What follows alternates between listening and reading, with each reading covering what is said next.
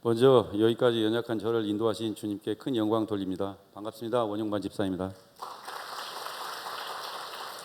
저는 2008년 처음 예안교회에 오게 되었습니다. 제가 처음 신앙생활을 시작한 것은 고등학교 시절 시골에 있는 작은 교회에서였습니다. 그때는 깊은 믿음이라기보다 동네 또래 선후배들과 함께 어울려 마냥 즐거움으로 다녔던 것 같습니다. 교회가 저에게는 만남의 장소이자 사랑방이었고 소통의 놀이터였습니다. 그 시절 돌이켜보면 참 어렸지만 나름대로 교회에 대한 열정이 있었습니다.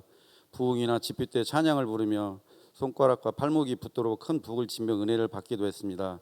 대학 시절에는 청년 대학부 생활을 하며 아이들을 가르치며 복음 서점에 들려 참고서적과 교육 교재를 사고 성경 공부도 참 열정적으로 했던 기억이 납니다. 그러나 군 입대를 기점으로 신앙생활의 맥이 끊어졌고 취업 후 직장 생활을 하고 결혼을 하면서 자연스럽게 교회를 쉬게 되었습니다. 그러던 중 아내인 노지연 집사님의 지도 교수님이 계셨는데 그분은 지방에서 서울까지 주말마다 서울 사랑의 교회를 다닐 정도로 삶의 전반이 신앙 그 자체이셨던 분이셨습니다.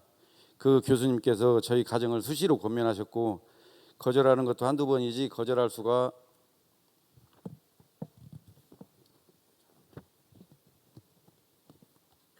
없었습니다. 사실 그분이 문화재 관련 분야에서 권위가 있으시고 나름 힘이 있는 분이셨기 때문에 거절하는 것 자체가 어려웠던 것도 사실입니다. 아내 역시 그분의 도움 없이는 그 분야에 발을 딛는 것도 어려울 정도였으니까요.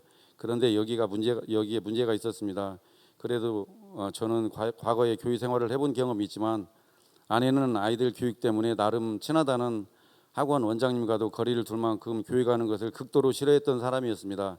지금은 다 큰 첫째 딸 혜민이가 어렸을 때 아내와 나이가 같아 가깝게 지내던 학원 원장님 가족이 있었는데 그 원장님은 익산의 다른 교회에서 피아노 봉사를 하고 믿음이 좋으신 분이셨는데 저희 가정을 전도하려고 여러 번 권유하셨습니다.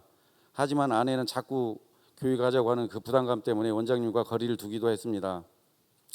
그런데 참 우매하게도 예안교회 한번 가보자는 그분의 부탁은 거절하지 못하고 그때 전도받아 지금까지 예안교회에서 신앙생활을 이어오고 있습니다. 돌이켜보면 이 모든 과정이 하나님의 섭리 가운데 놀라운 뜻이었습니다. 예안교회에 온 이후 저희 가정은 눈에 띄게 성장하였고 지금도 믿음 안에서 누리는 복을 체험하며 살아가고 있습니다. 특히 분위기가 다소 경직된 환경 속에서 30년이 넘는 직장 생활을 할 수 있었던 것은 기도로 무장하고 참고 견디는 인내심과 절제 그리고 믿음이 없었다면 불가능했을 것입니다.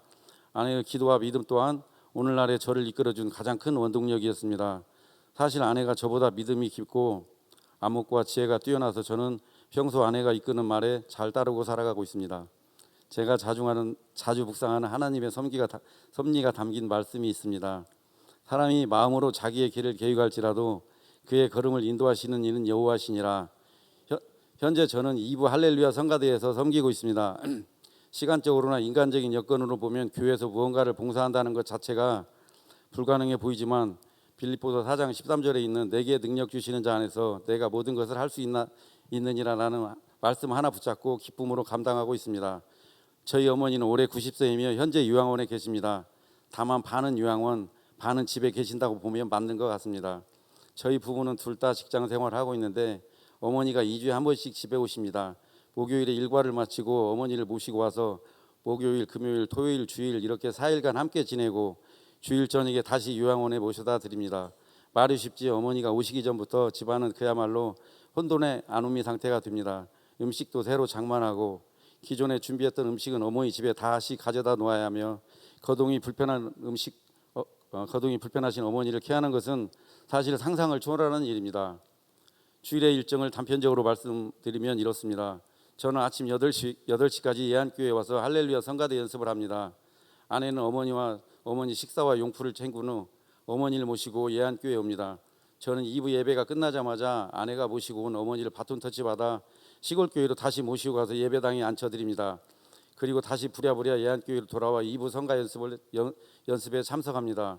어머니가 시골교회 예배당에 조용히 앉아 계시는 모습을 보면 그저 감사할 뿐입니다. 집에서는 한시도 어머니에게서 눈을 뗄 수 없을 정도로 바쁘게 움직여야 하는데 놀랍게도 예배 드리는 시간만큼은 그 자리에 미동도 하지 않고 예배를 드리십니다. 그리고 연습이 끝나기가 무섭게 바쁘게 어머니를 모시러 다시 시골 교회로 향합니다. 주일의 일부분은 매주 이렇게 흘러갑니다. 이렇게 생활한 지도 벌써 몇 년이 지났지만 어머니를 향한 힘겨움보다는 안타까움과 사랑 그리고 연민이 더욱 커질 뿐입니다. 앞으로 이 상황이 언제까지 이어질지 알 수는 없습니다. 하지만 이 과정을 통해 어머니에 대한 삶에 대한 애원과 하나님 없이는 하나님의 한없는 은혜를 깊이 묵상하며 매 순간 감사함으로 살아가고 있습니다. 마지막으로 하나님을 만나고 저희 가족이 누리게 된 성장의 이유를 몇 가지 나누고자 합니다. 아이들이 집에 오면 함께 기도를 나누는 부모가 되었습니다. 예전엔 주일이 조금 부담스럽기도 했지만 이제 주일을 기준으로 삶의 기준을 확실히 삼고 살아가게 되었습니다. 이제 퇴직을 바라보는 시점에서 퇴직 후 전도단에 들어가 더 적극적으로 복음을 전할 일들을 기대하며 확실히 기도하고 있습니다.